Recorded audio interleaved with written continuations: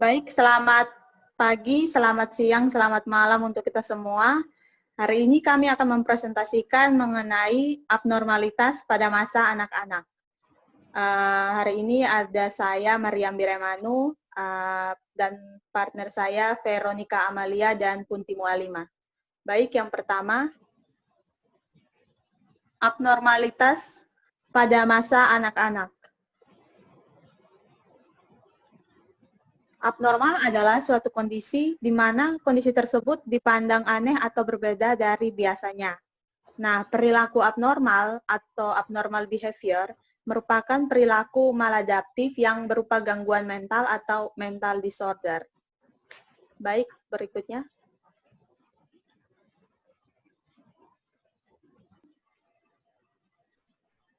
Yang berikut ada macam-macam gangguan perilaku abnormal. Antara lainnya ada pertama Attention Deficit Hyperactive Disorder atau ADHD, yang kedua fobia sekolah, yang ketiga autisme, yang keempat gagap, yang kelima enuresis dan enkopresis.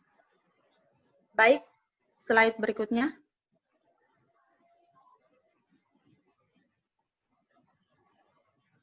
Baik, akan saya lanjutkan. Nah, pertama itu ada Attention Deficit Hyperactivity Disorder atau ADHD, yang merupakan kependekan dari Attention Deficit Hyperactivity Disorder. Attention yang berarti perhatian, defisit yang berarti berkurang, hyperactivity atau bisa disebut hyperaktif, dan disorder yang merupakan gangguan. Nah, ADHD ini merupakan gangguan perilaku yang ditandai dengan adanya gangguan pemusatan perhatian, pembicaraan yang lepas kontrol, dan perilaku yang hyperaktif. Menurut Ikatan Psikiatri Amerika, ADHD ini merupakan sebuah pola tetap tentang kesulitan dalam memusatkan perhatian atau perilaku hyperaktif dan impulsif yang terlihat lebih sering dan lebih parah daripada yang biasanya terlihat pada individu. Nah, selanjutnya ialah ciri dari ADHD itu sendiri. Pertama ialah tidak fokus, sulit untuk dikendalikan, impulsif, menentang, destruktif, tidak kenal lelah, tidak sabar, dan usil. Selanjutnya ialah fobia sekolah. Fobia sekolah adalah ketakutan yang luar biasa di luar proporsi yang umum untuk berada di sekolah. Ketakutan irasional sehingga tidak mungkin diibu dengan keterangan bahwa tidak ada yang perlu ditakuti di sekolah. Bentuk ketakutan ini bermacam-macam, tetapi intinya ialah menghindari berada di sekolah atau menolak pergi ke sekolah. Nah, ada dua jenis fobia, yaitu fobia akut dan fobia kronik. Yang pertama ialah fobia akut. Nah, biasanya terjadi hanya dalam hal sekolah. Biasanya penderita ini tetap tinggi prestasinya, baik di sekolah maupun baik akademik maupun non-akademik. Fobia kronik yang kedua ialah biasanya sudah diadopsi sebagai cara hidup oleh anak-anak yang neurotik.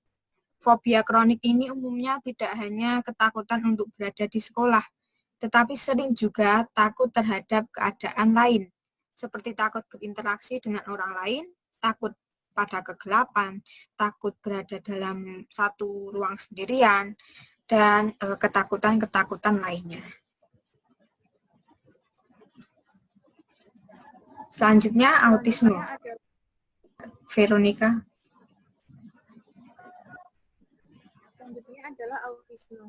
Autisme merupakan gangguan perkembangan pervasif yang secara menyeluruh mengganggu fungsi kognitif emosi, dan psikomotorik pada anak, sehingga mengganggu dalam berinteraksi secara sosial, berkomunikasi, dan berbahasa maupun dalam perilaku. Penyebab dari autisme sendiri bisa terjadi karena faktor genetik, masalah pada masa kelahiran, vaksinasi, racun, dan gangguan pencernaan. Terdapat beberapa terapi yang bisa dilakukan untuk anak autisme, seperti terapi medikamentosa, terapi biomedis, terapi wicara, dan sebagainya.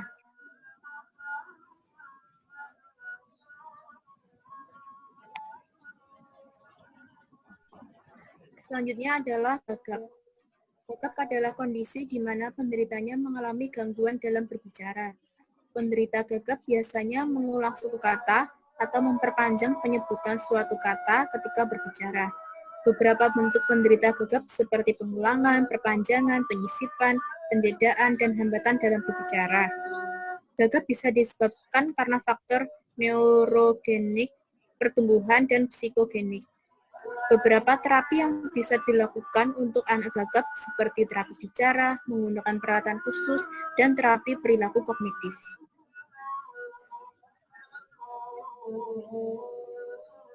Enuresis dan ekopresis.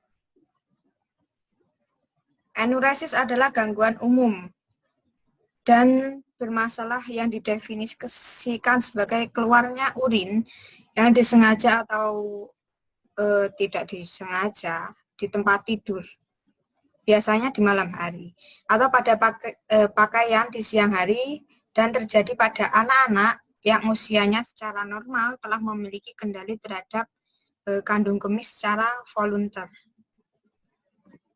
Selanjutnya ialah enkopresis, yang merupakan pengeluaran kotoran secara tidak sengaja.